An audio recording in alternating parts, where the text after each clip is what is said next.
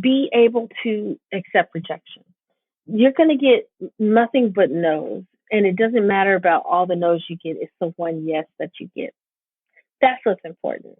I got rejected. I applied to 4 film schools. I got rejected from 3 of them. I had no idea about USC, and that was the one I happened to get into. But I moved out here without knowing that. And, but that was all it took was one yes. It's like I may not have had any kind of thing going in my career, but it took Ava said yes for Queen Sugar.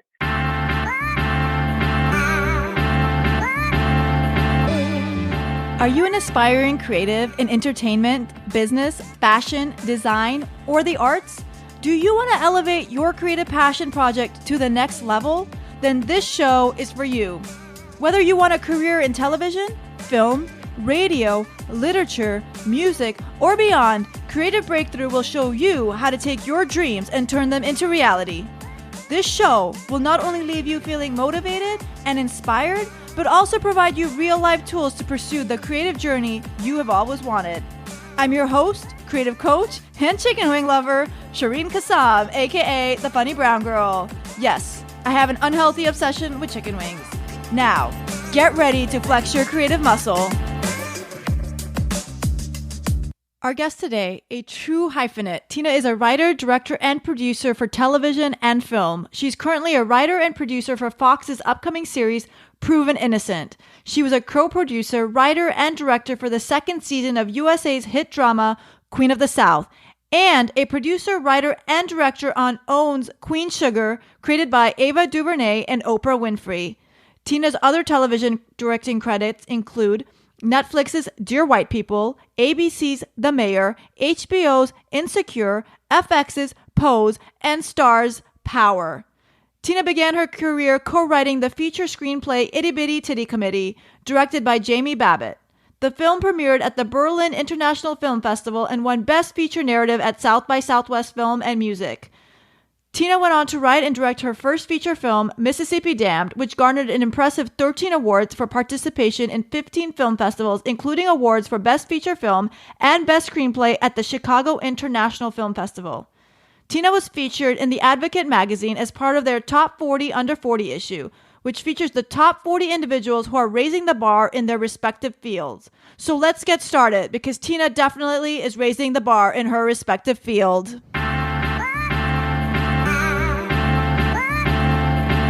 Welcome to the guest chair, Tina. Hey, how you doing? Good. How are you? I'm great. I'm happy to be on. Yeah. Are you in LA right now or Mississippi? In LA. So haven't been back to Mississippi. I gotta do my yearly visit soon to see my family. But yeah, based out here in LA. So yeah, I'm getting to that point where it's almost like I've spent half my life here and half in Mississippi. So it's kind of getting in that weird phase of where you're from, but Mississippi, I think, is always going to definitely be my answer. So, well, I definitely want to get into your movie that was based on Mississippi. But before we start, I love asking my guests this question. So I'd love to start with, how did your creative journey start? So the way that it started was kind of everybody has a different story and how we get into this industry, and then our path. And so for me, I mean, I always loved movies like that. That was something that connected with me and my mama. Like, we would watch these old Christopher Lee vampire movies. But what it did was, not so much of the quality of the movie, but we would talk, and they would create discussions between the two of us. And I would also just love film, and I loved writing. Everything that I learned, everything was from TV. Because I didn't, we didn't have any money as a family, so traveling was out of the picture. So the only thing that you had to connect to the outside world was TV, and it just became enamored with just creating stories.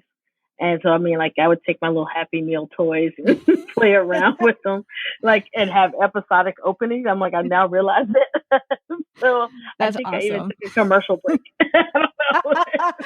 Oh my goodness. How old were you? Like you must have been in your elementary school? Yeah, I was probably like 6, 7, 8, something around there, Okay. Yeah. And I tried to write my first novel when I was 12. And so, I mean, but I always I realize now looking back as, when I tried to write another novel in college in undergrad, that was just me trying to find my voice and a way to therapeutically also kind of escape my current circumstances. Um, and I'm like, I would never show anybody what I wrote at 12. I'm like, my wife is not even privy to that. So like, that's never going to be shown because it was horrible. But I did have a full script. I give myself that. It was a beginning, middle, and end. So that's good enough. That's hilarious. So was there a TV show or film that really inspired you growing up that you were like, this is what I want to do? At that time, like, it wasn't so much like, here's one film that's really kickstarting it off. It's more of just the industry itself of the medium of television and the medium of film, just and its totality. But what really made me change is, like, I'm in undergrad, I'm a political science psychology major, and I'm studying for the LSAT. I'm in my last year. I'm like, well, I guess I'm going to law school. And then I watched, now these are where the movies became very crucial to my life.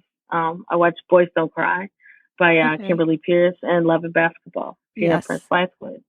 And when I saw at the end of each film that it was written and directed by a woman, I decided to put the LSAT book down. And the next thing I did, I applied to film school and I gave myself a D date. I said, I'm leaving Mississippi no matter what, May 26, 2001. I'm driving. I'm doing what I got to do. You know what I mean? I'm going to find, I know I've never been on an airplane.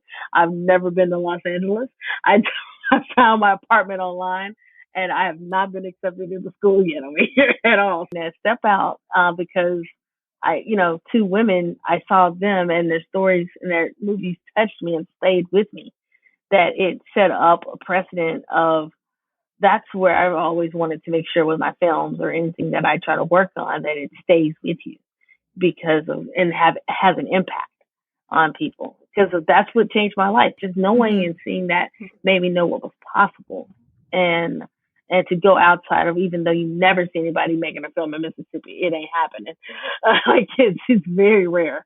And chances are a film crew would not be coming to Tupelo, Mississippi. But, but it's like you don't have it. So it doesn't seem to exist for you. And that's the thing about it that's so beautiful about it, that, these two women, they changed my life. They gave me that courage and that inspiration to actually say, the hell with law school, I'm going to film school. Yes, and I want to ask you that. So you were in law school and then you decided to go to film school. Like, walk us through that transition. Like, how did you just wake up one day and decide this is not what I want to do? Well, I hadn't gotten into law school yet. I was right there on, just studying for the test and getting ready to go to law school.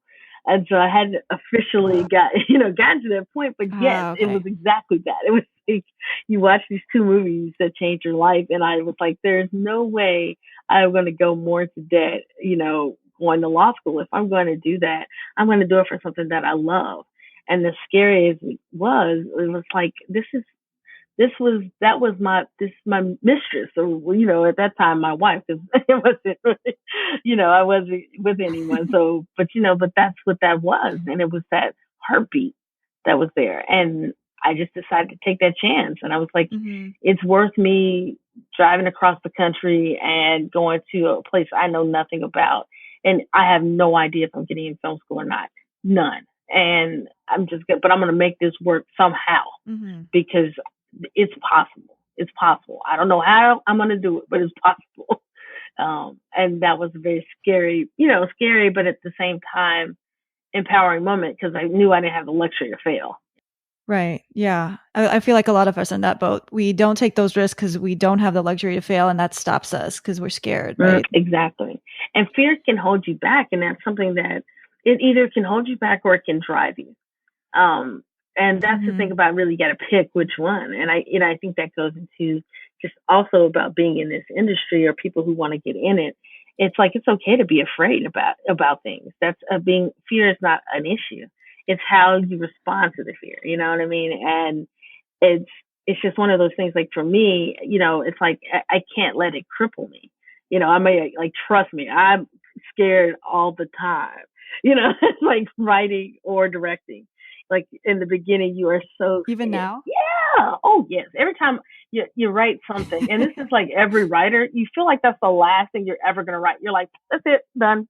I have no more stories in my life. I have no more stories to tell. And you think it's the last. You're like, this is the last thing I'm ever writing, but knowing damn well that you are going to write again.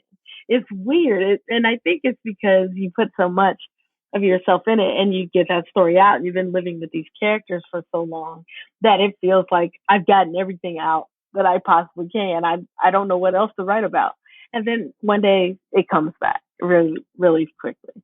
So, but that's, and then yeah, we're definitely set. I'm always like nervous the night before. I'm always like, please don't waste these people money. I'm just like, I'm usually like in a hotel room, like, oh Lord, like, can I do it? And then I just need to get the first shot off. That's it. Once that first shot is off, and then you're I'm good. Nobody ever knows I'm stressed, and I think, which is very important too for a director, because that stuff spreads like wildfire.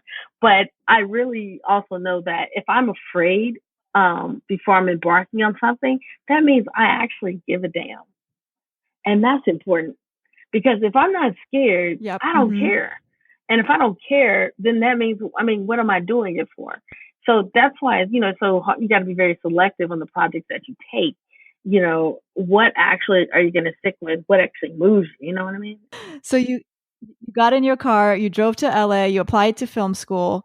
Tell us about that. Like, do you think an MFA is something you would recommend to someone who wants to go into TV and film? Well, I think as far as like getting an MFA, for me, I didn't know anything about making a film. Nothing. I'd never made one. I'd never, other than me writing for myself, I'd never shown anyone. It was something I'm like, I need to know how to even do this. So for me, it was crucial, and I had to spend the money. For some people, it's really an individual choice. You have to look at your money, your time. Do you need structure, to be able to do it? Or can you just decide, I'm just going to go on a job and get my training that way? And both of them are equally fine. Okay. And so then you go to film school and then you create your first film, or not your first film, but your baby, Mississippi Dam, right? Which is based on a true story. Yeah. And I watched it, and I have to say it was one of the most captivating storylines, because when you think it can't get any worse, it gets worse. And because you talk about everything from like addiction to violence to sexual assault, and you're just sitting there trying to take all this in. Tell us, like, what was the process to write this film? And don't apologize. It was great. It was the writing. The writing was great. The cinematography was great. It was such a good film. Yeah, I just like to always give people hugs afterwards, because I'm like, it's okay. I'm fine. It's gonna be all right. That's where I'm like, I'm so sorry you have to watch it alone. I wish I could give out hugs for screenings. Yes, I could have used a hug. It definitely made me feel grateful, not to make your situation sound worse, but like it made me feel grateful for my parents and my life. And I definitely needed a hug before I went to bed that night. Yeah, and that's the thing. It's one of those things for me. It didn't start. It was weird. I just gotten out of film school, and I was just sitting there, kind of just writing, and it just I didn't know what I wasn't doing. It's the only film that I did not do in a traditional way of outlining it and going through it that way. It's the only film that I haven't done it, or any kind of project of writing, which is strange. And I don't know if that's because I just didn't know that I needed to start there or not. But I just kind of was just coming, like, writing scenes and just thoughts from the past.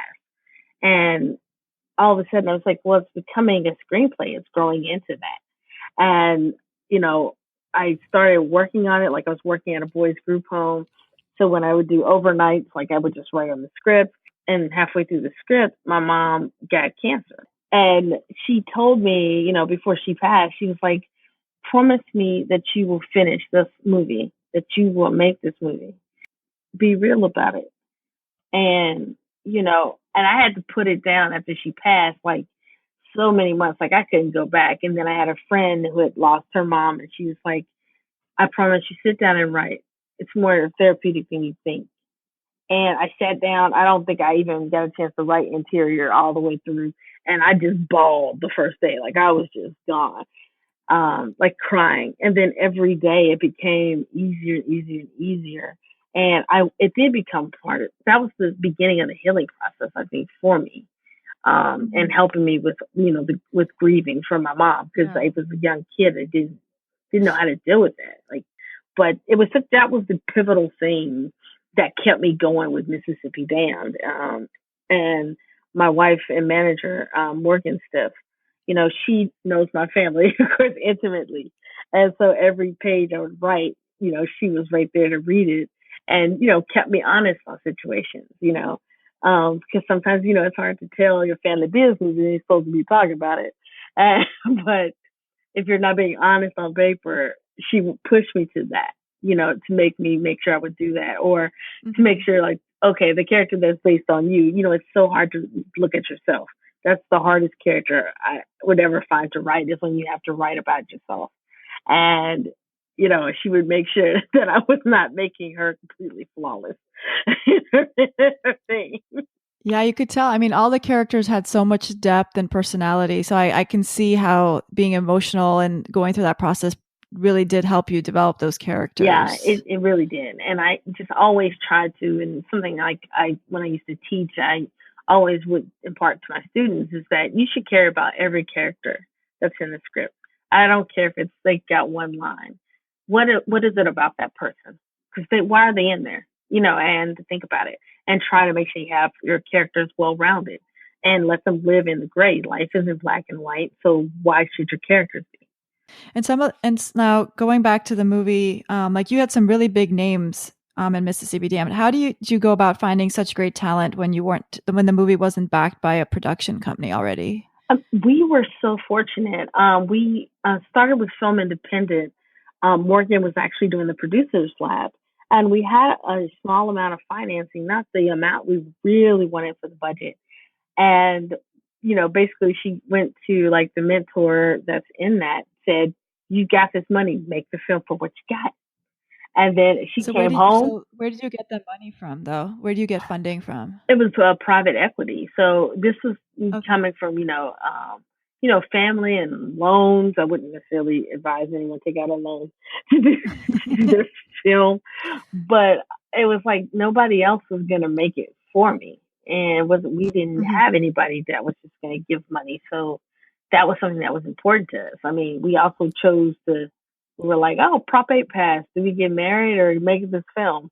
We chose to make the film, thinking Prop 8 would, would not pass. So we were wrong about that one. But, we chose movie over wedding at that time. So, but that was just one of those things where, just like, now how do we get it done? And Morgan and Lee Stiff, they both just knew exactly how to play this and to get this and to make sure that movie, it would not look like it's $500,000, that we would have that production value. And through Film Independent, we ended up connecting with casting directors, Mormon Bowling Casting, and so they basically brought us like a lot of talent that, here's the known talent going through, trying to make offers.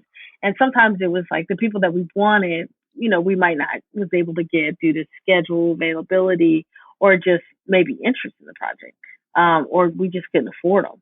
And so, but what, Meg and Sunny were able to do is really just know the actors that we could approach, that we needed to do. And everybody was ready to read. Everybody read for it. And I was really shocked by that. And I was like, oh, they're reading? Oh, that's sweet. For the audition. Because, I remember with D.B. Woodside, when he came in, I thought we were just going to have a meeting. And then he brought his sides with him. And I was like, I definitely cannot read the sides with you, bro. Because I can't do that because I can't act. Yeah, so basically, it just comes down to hustling, right? Hustling to get the funding and get the right people and then make it work. I mean, what your limitations are. Now it's like you can either look at the problem and try to say, oh, we have this issue, or you can say, well, what's the solution to it? Because there's always a solution, and being willing to collaborate with other people so that y'all can find the best solution together. And for the situation. And it's like, that's having each other's back as a team. And that's what, you Yes. can't make a film, nor would I think you try to if you didn't have a team. Everybody is equally important. Nothing works without anybody. PA to the director to the producer. It doesn't matter. Um, you need everybody on that set, and everyone is making it happen. And that's why I don't take film by credits, because it's not a film by me, it's a film by us. I just happen to have the honor to direct it. That's a great way of looking at it. I love that. So now you put out this film, came out in 2008. It got its real break in 2015. Talk about what you and your team were doing behind the scenes during that time to get it to that level. Yeah, I mean, we didn't get a chance to get distribution, and at the time we came out, it was one of those things. We were actually, 2009 had the recession. People really weren't backing it. We got, Precious came out the same year. We heard from distributors that the market can't bear two Black films at the same time, two Black dramas. And I'm like, oh, what? I'm like, well, how do we have the 15 comedies with the white men as leads? Don't lie about what that is. That's something that they have to look at too, as distributors at that time, and with their acquisitions. And so, we ended up selling it to Showtime, where it was on there for a bit. We decided not to distribute it with a company, but to self-distribute, because we were like, hey, we put the money in ourselves pretty much mostly. So if we're going to, sink, well, we'll sink on our own terms. We're not going to take a bad deal that's going to be packaged with a whole bunch of films that will probably never see the light of day. So we'll try it on our own and sell DVDs. And then in around 2016, it was around the summer before I started working on Queen Sugar, Ava DuVernay and Array at that time. They were like, it was Array, not a firm, but it just ended up, we got distribution through Netflix. So once and working with them as our, distributor. So then that way it found a whole new life and got a rebirth. After finally having an opportunity for people to see it on Netflix. And, you're not the only person that's watching it and crying. Like see on Twitter, like, oh, they're crying. Oh, so thank you for watching, but I don't know why you watching at 1 a.m. Like, I just don't know if I could go to sleep afterwards. Yeah, don't do that. Do not watch this film at 1 a.m. But it's funny. It's like you see all the comments. It's like 1, 2, 3 a.m, and I was like, "Oh my God, people stay up late." That's one. And I was like, "I don't think I can." Well, they probably watched it and then couldn't go to sleep. I was like, I think they needed a drink. I mean, I think that's one of the things you think about at film festivals. What do you give out as the kind of party favors or favors for your movie? Do you give out pens or do you give out shot glasses? In this case, I don't know which one. To do.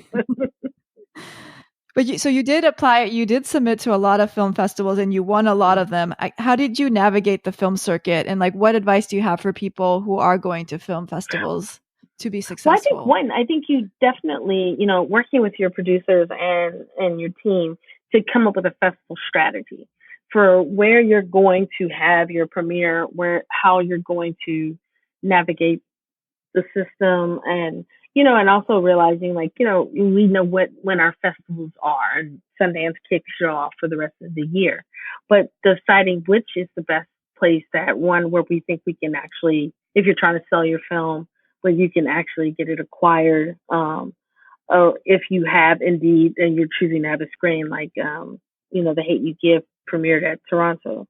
But even it did need funding, but that's where they chose to premiere. That was the best market for them to actually, and the best place to showcase it. So you have to really think about that. Like, how do you want the film to live? Because it just doesn't end at the making of the film. You have to know how to sell it. And that's the one thing that sometimes I feel like in film school, you don't learn how to do. You learn how to make a great film, but you don't know how to sell it or even how to sell yourself. And realizing how to do brands or contracts and all that stuff. And that's something you end up learning, in the midst of it. And it's really can be very confusing and scary, and you don't want to make the wrong mistake.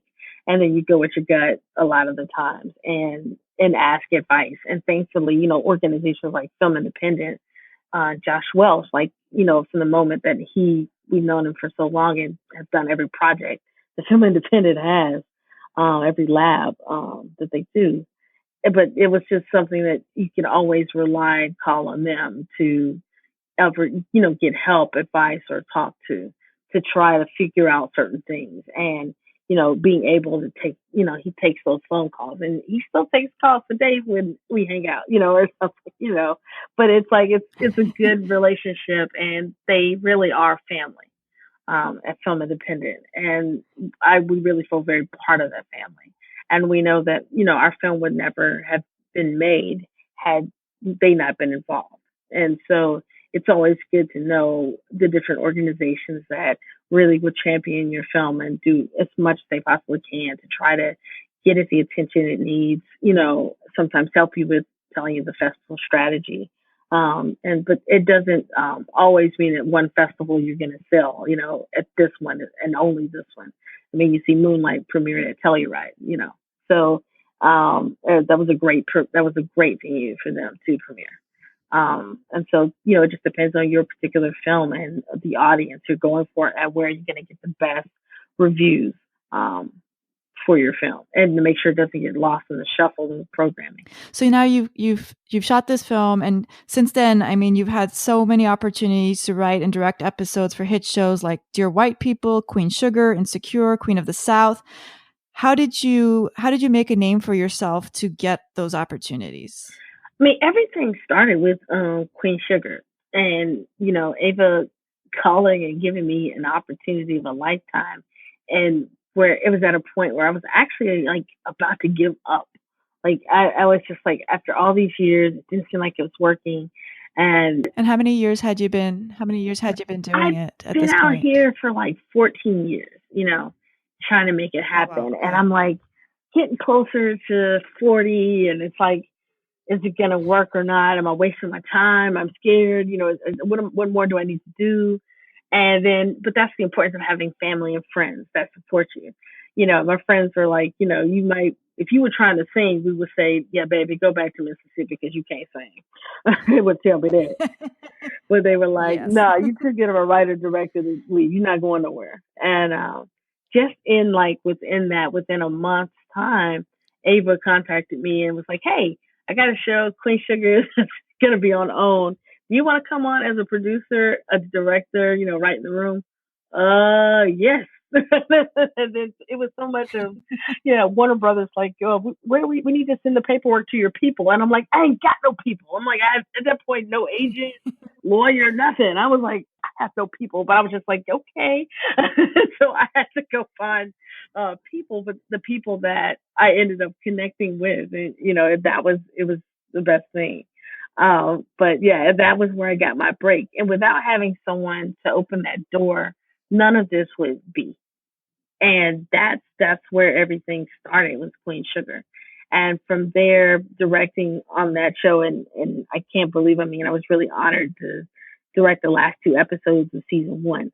And that was the first time I ever directed episodic. So, I was really, really scared, but that show meant so much to me. And I just, our writing room, the cast, the crew, and we lived and breathed that story in that writing room. And then on top of that, when you meet the real people who are actually the actors playing, them, and they're actually good people, and they become your family as well. It just makes the working environment that much better. Like, you're really creating magic, on screen and working together. But it's like, also, you get a chance to have so much fun on set, which I love doing. I like having fun. Because I remember those days when I didn't have anything to do. Yeah, I had nothing. I'm like, we somehow tricked people into paying us. Why y'all tripping? Don't get us. And I'm like, but it was like, but that, yeah, like, and then the irony of it is, after Ava offered me the job, and of course I said yes immediately. A week later, Gina Prince Bythewood calls me for Shots Fired, and she's like, I want to bring you on staff. And I'm like, oh my God. I was like, it just like, it hit right That's there. Awesome. And I was like, can I write for 2 shows? I don't know. I'm like, I have no idea. And I'm like, no. They were like, no, you can't. But but I'm like, here's the woman that changed my life and made me take a chance make a trek across the world. I mean, it felt like the world anyway, the country, but it was a different world for me. Yes. And to make me, to have that, to give me that drive. And here she is, like, right here offering me a job and is my mentor and my mentor to this day. So like you never see that happening, and Kim is a mentor as well. I never would have thought that the two women that changed my life the most, that they would be my mentors today and my friends and people that I can rely on and can trust. I never would have thought that, but that's the beautiful thing about life, of how it comes back around. Just you can't see these things coming. Mm-hmm. Yes. So have you ever asked Ava, like, how did she come to know you to give you this opportunity? She saw Mississippi Dam, like, when it was back on the festival circuit in 2009, and she loved it. Yeah. Okay. And she just really loved the film, gravitated toward it. And when she did Middle of Nowhere, she was like, hey, do you mind, can we borrow, some posters? So we'd make this a film that, they go see for their date. And so in the movie, I was like, we got plenty of posters here. How many you need? So let me give it to you. but just kind of going around, just knowing, being on the festival circuits, and we run in the same groups, as filmmakers, and especially as Black women, we try as best we can to make sure that we know our community and that we help each other. And so, yeah, she was just a really big fan of the film, and she was like, no, I don't want to bring you on as a staff writer. You know what you're doing for TV. I've seen you do all these programs. Here, you're going to come in as a producer. And like that never happens. And that's also changed my life. It's what I'm able to do as a writer in writing rooms. Because my position, I'm not starting down as a staff writer. I'm already as a producer level. And that wouldn't have happened if she wouldn't have done that. And so I will always be forever grateful to Ava for opening that door for me when no one else did.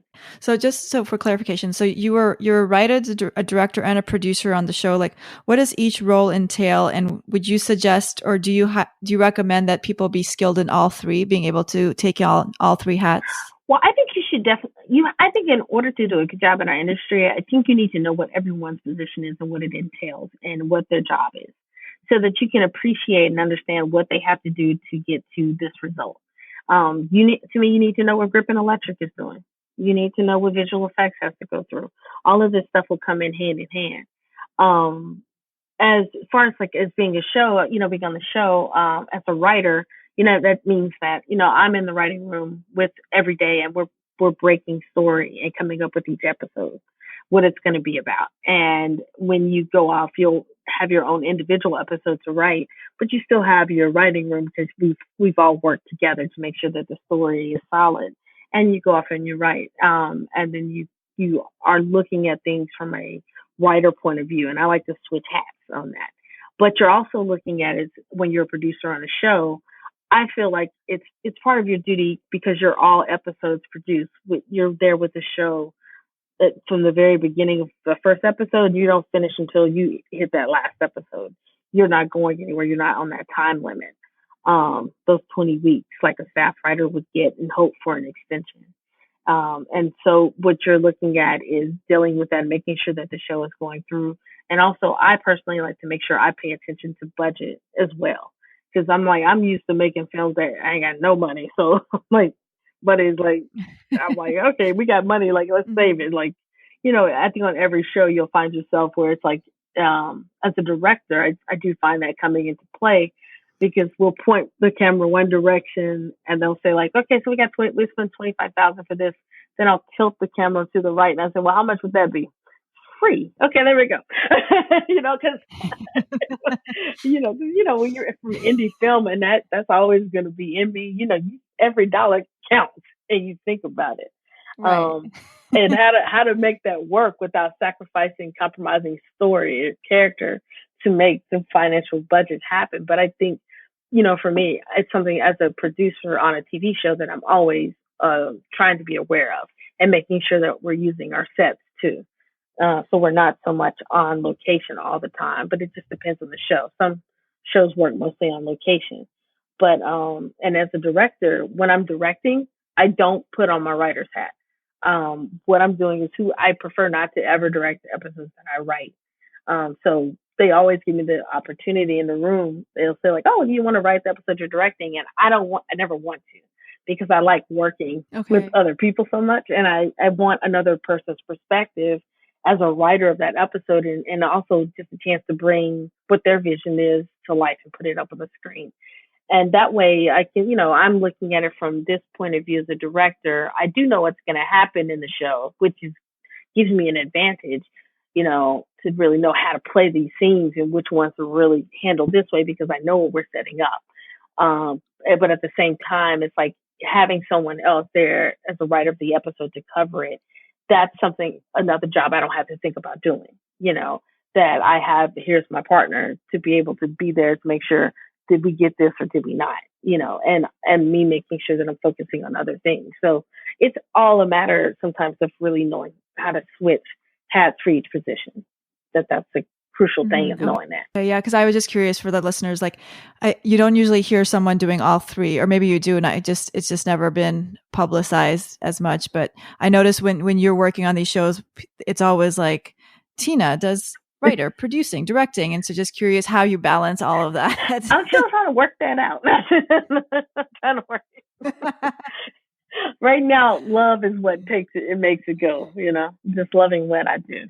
Yeah. That's why. That's awesome.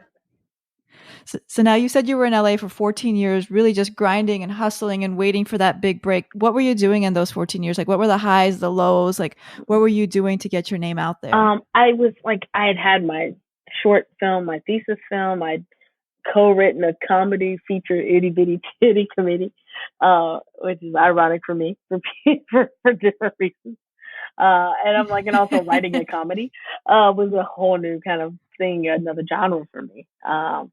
And I'd done these things, but I didn't have an agent. I had no representation, and I thought that as soon as I got out of film school, that you made your thesis film, you show it at First Look for USC.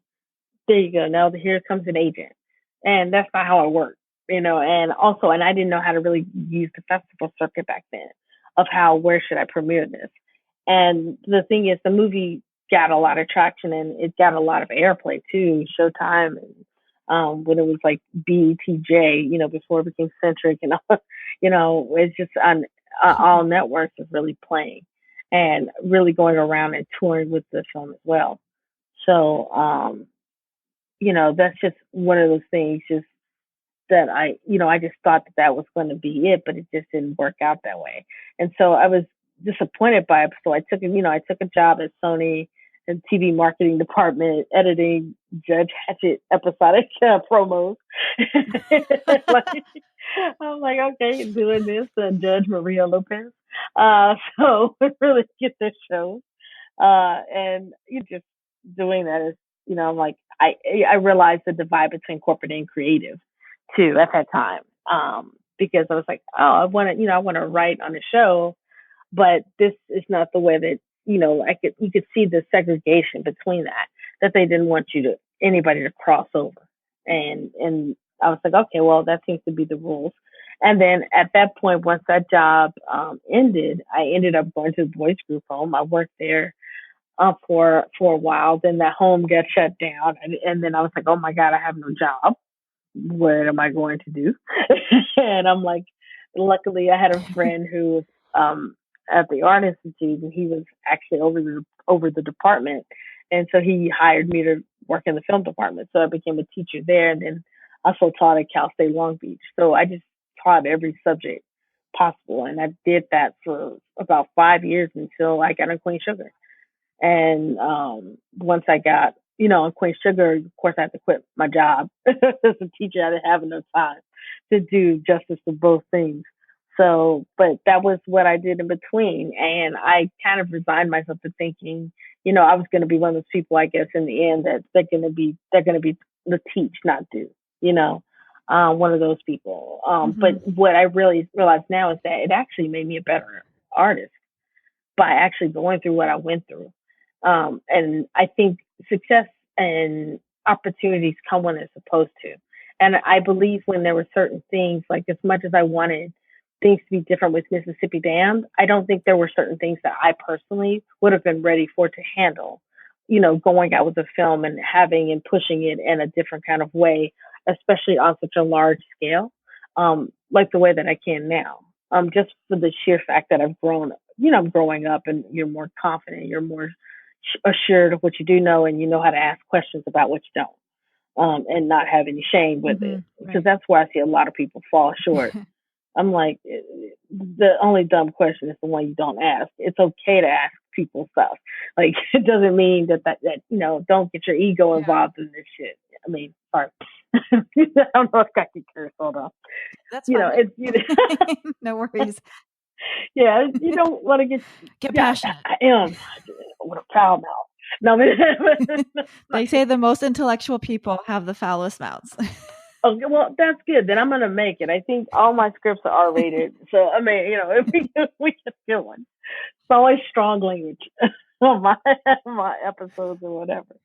So, but I mean, it's just not to let ego get in the way of it. And just know that insecurity comes across in like a little wave. That's just because, like we discussed earlier about you're just afraid, and because something is new. And it's okay to feel not 100% confident in it the first time you do it, because it takes like anything else.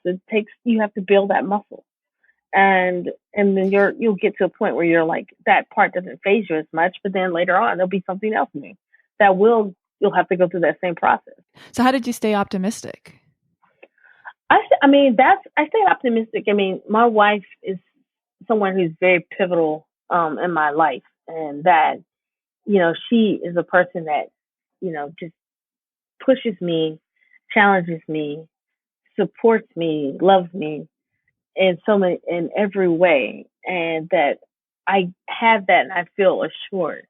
And I also never want to disappoint her. I swear I just never do. And so that keeps me really pushed, and my friends and my family, of not wanting to let them down either. And also just to hear them being that voice of support, the shoulder to cry on if you need, the laughter you need to just hang out, whatever. And us all reciprocating that to one another, because we are a family, that's what gets me through it. And it's like, I do this because I do love to do it. I love film and television. But I also love, and more importantly, I love my family and my friends. And in the end of the day, I'm doing this. Yes, I'm so blessed to do something that I love, but I'm also doing it for them. Because this is where it's got to go back, and also doing it for other people to help them, like, not make the same mistakes that, I do. And that's why I try to do as much mentorship as I can, given my schedule, when I can do it, because I always think it should be better for the next generation coming up behind us. I don't want you to make the same pitfalls I made, or if things can be easier for you, I want to help you, And our company, Morgan Smart, has been one of those things that's one of our goals, and that's what we do. And we make sure that we recognize young talent, and we try to make sure and give you a chance. And like a former student right now is the VP of development at our company, because we saw this potential in this young Black woman. And we know you're getting out of school and you have all these, we wanted to bring you in and give you a salary so that you did not have to go through what we went through and have that hardship, and give you some health insurance and things that I just didn't have. My health insurance was, well, can you hire me then too? I need health insurance. Like, girl, I'm trying to build it. We can build it off. I'm working on it. So you've come up, you're doing great things. How have you gone about building your brand to be one of the most sought out women in today's film and TV industry? One, I try to just always stay humble on what I do, and to realize where I came from and what I've gone through in order to try to get to this point, and being grateful for the opportunities that I have. Two, also just making sure that I try to eliminate as many excuses as this industry can give you for not hiring you. So that's why I do some of every kind of genre. Like can't say I can't do action, can't say I Mm-hmm. can't do, comedy, can't say I can't do drama. It's like what can't work with kids. Nope, done that. So that I want to eliminate that so that you can really know and look at the talent that I have. And also just making sure that I'm trying to constantly learn more about what my craft is and hone it and make sure that it's getting better, that it's growing. And that takes a lot of different challenges but that's something that you need to go through. And also just you have to learn the politics of this business too, which is something that I didn't know initially really coming into it. And just because there is a political game, you should know the game. It doesn't mean you have to play the game in the way that they do. Because to me, I got to sleep at night and I'm not trying to do anybody wrong. The whole thing is to lift you up, not bring you down, not have jealousy about the success of another person, but celebrate that and championing it. Go to that person's Mm-hmm. movie, show that Yes. let that dollar amount prove it, so that more films can be made. And so but that's about getting outside of just thinking about yourself, but thinking about what we do as a whole.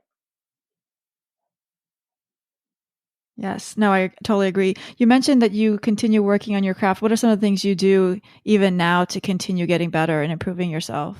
Especially in a writer's room, really having to like pitch every day that you're in there different ideas. So really learning how to come up with an idea, how to execute it, how to look at it in the totality of an episode or any kind of story, and how to write faster and still write good. If you can write well and fast, that's where you want to be, and you do that from reading other people's stuff as well. And I mean, like, I still kind of always like do this because dialogue is so important to me. I always would tell my students, go listen to two strangers talk. Just go eavesdrop. I'm like, don't get caught though. just don't do that. But I was like, but if you listen to them, you'll understand. See what information did you get from listening to these two people? What is their relationship? How did they talk? What happened to them the other night? The Hate You I'm like, Give because is a people movie don't that's just coming out come up. based on a Do you book. remember Awesome that book, party the amazing other book. night? Actually, if you Like that's people not listening, how if you that haven't goes. read it, I The way highly they encourage you to discuss read it, it. and that way you learn how to You get recently genuine, wrote the honest, screenplay for the movie that's expositional coming out. Tell dialogue us, out that like, you need again, to get how out, did but that in a way that's opportunity come completely to you, and natural how did you in take how we on that speak. feat? Because I'm sure So, it's a but those things different, are extremely important to it's a me. So I just different always try muscle to make that you have to sure use to take a book that, and turn it into yeah, a well, I mean, yeah, screenplay. Angie Thomas's book, I mean, was just something that my agent brought it to my attention. They were looking for someone to come in and rewrite the script that had previously been written. They really wanted it to touch certain areas, not really understand the the difficulty that the main character Star has to go through of leading a double life as a Black woman in this world. And they really wanted things to really hit home and to be, to really make sure that the revisions on the script would bring it to where it is now at the end. And that I got that opportunity, and I went in and talked to George Tillman and met with him, and I really loved the book so much. I was like, this is just great. I would love to rewrite this. I would love to be part of it. And it was just one of those things. I got that opportunity, and it's a movie like I've gotten a chance to see it. I cried. Oh Lord, I cried. I mean, and not just it was some ugly tears, girl. I mean, I was just you just like it's funny. It's like you write it, and then you get so lost in the movie, you forget like you didn't know what was coming up. Like how did I know? Like I wrote it. I should know that's coming up. Like why am I being surprised? But that shows like how good this movie is, and I mean I just can't wait for the world to see it. Oh, I can't wait. This is a movie that I think is so special that everyone needs to get behind and support. And it has such a moment right now. I mean, this is the time to tell it, and it speaks to one of the things I really wanted to make sure that even though it's a young adult novel, that, for me in coming in to do revisions, I also wanted to make sure it was something that was going to apply to my age group too, in every age group, so that we could be talking and also talk across color lines as well, and with socioeconomic lines, so that looking at this as a universal story that does have a strong message, but it's something that everybody can relate to. Right. Yes. No, I can't wait for it to come out. That's awesome that you got to work on that. So let's get a little serious. I'm curious, like you've been in LA now, you've been working on all these shows. How has your race, sexuality, or gender impacted your career, either positively or negatively? And how have you challenged those situations? I find that my race and sexuality has impacted my career mostly more than my sexuality. I feel more like with my sexuality, I do feel compelled to make sure that one, I want to always tell our stories. And I also always want to make sure that let's look at life as it is. Let's look at this life and look at we're supposed to be creating a microcosm of the world as filmmakers. And that includes all of us. So, the entire world in your film doesn't have to be straight, nor do they have to all be gay, but can they just look like what the world looks like? So, and everything doesn't need to be a coming out story. It's like we have trouble in life like anybody else. So, I mean, I've actually found that one to not be as hard, but I definitely feel like as far as race and sexuality, and gender, oh my goodness. So that's something that has positively, what I love about it is that I think all of the injustices that have happened has actually made our community stronger and made us bond together and fight together. And I think that that's the most positive thing, and that's the greatest thing that they could have done with when you do face these issues. That you're just bringing it closer and making that fight to make it equal. You're actually helping that because you're just making us come together, come up with new ideas. So thank you in that way. So we'll make a positive out of this. We're not going to just have it for nothing. Yes.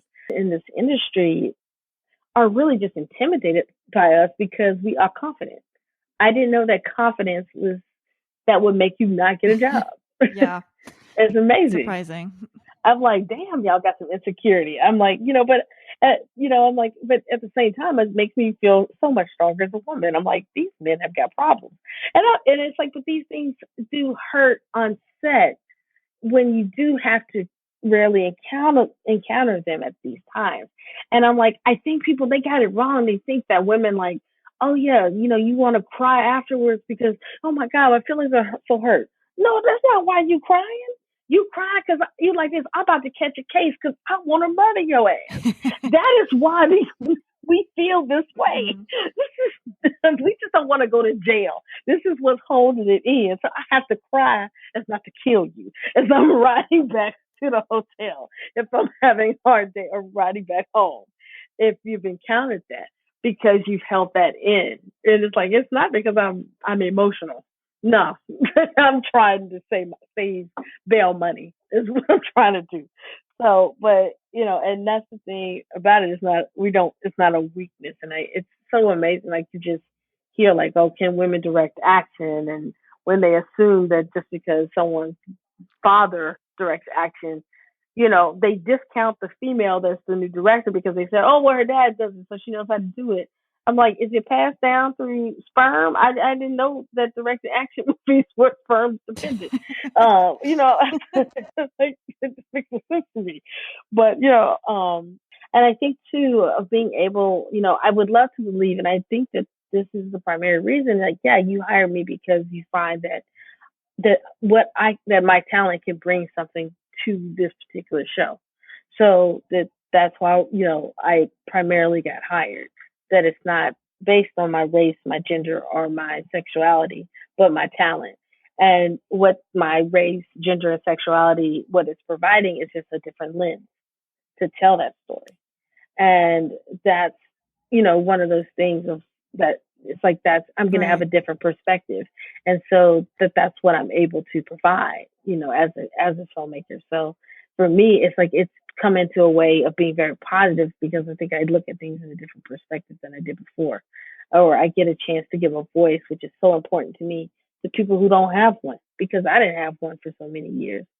You watch TV waiting on someone to tell the story of where you kind of grew up or how you're, like people that you see every day, and it doesn't come.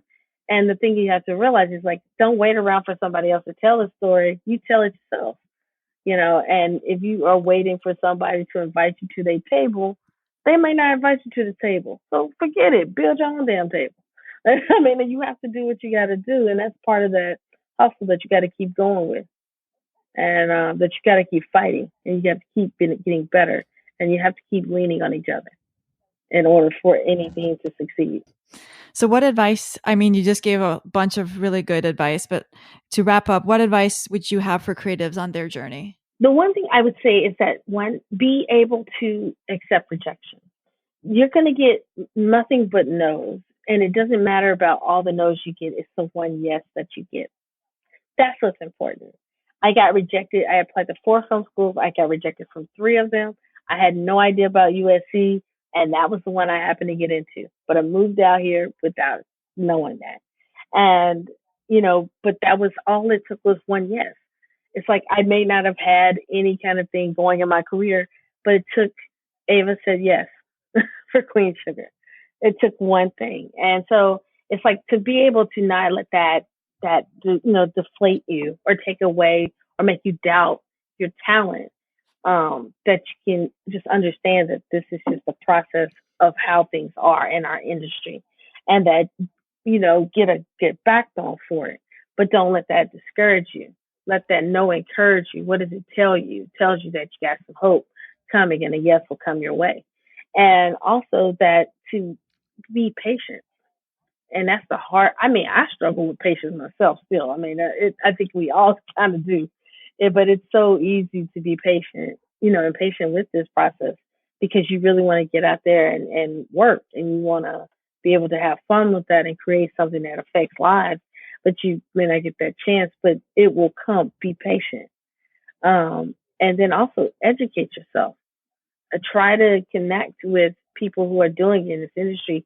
Try to shadow them. I think shadowing is the most important thing that you can do. Whether you can get a chance to sit in a writing room, shadow that way, or be on set and shadow a director, or shadow them through prep the whole way to see how it is, because I think it lets you know, like, you might want to do this even more after you see it, or you might be like, maybe I want to do this part instead. But how can you know if you never see it? And that's the thing about it, that I think that's the part that's missing in our industry. A lot of it is because it's so set off and it's so private. You don't know. So you're walking into a writer's room, even though every room is different, there still is a constant that kind of flows through it. But you won't know unless you're involved in it. You won't know what it takes to actually, what do you have to go through as a director to prep something for an episodic, directing gig, and how to execute that and be on time, how to act with the writers, the actors, and do all of that. You would not know that if you weren't able to sit there and watch that director do it and be able to ask them questions and talk about it, why they made certain decisions, So, that to me is one of the most invaluable things that you can get. And so that's what I would just say, is just be patient, because that yes is coming. Get a backbone for the nose, and then try to find a way to shadow somebody. So that part is something I think you need to always look out to have in your life.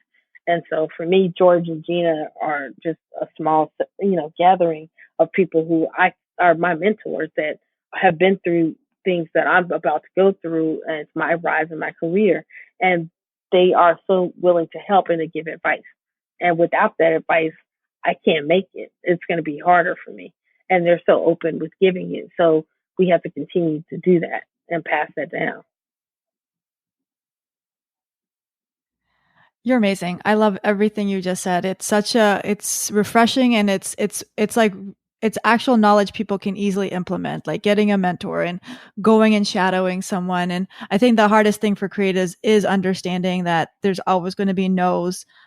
People think everything is just, it's the luck of the draw, but it's really the hard work. I mean, you put in 14 years in LA before you got that yes, but you didn't give up, and that's just awesome. And then you got to have your tribe around you. Awesome. You got to have your family.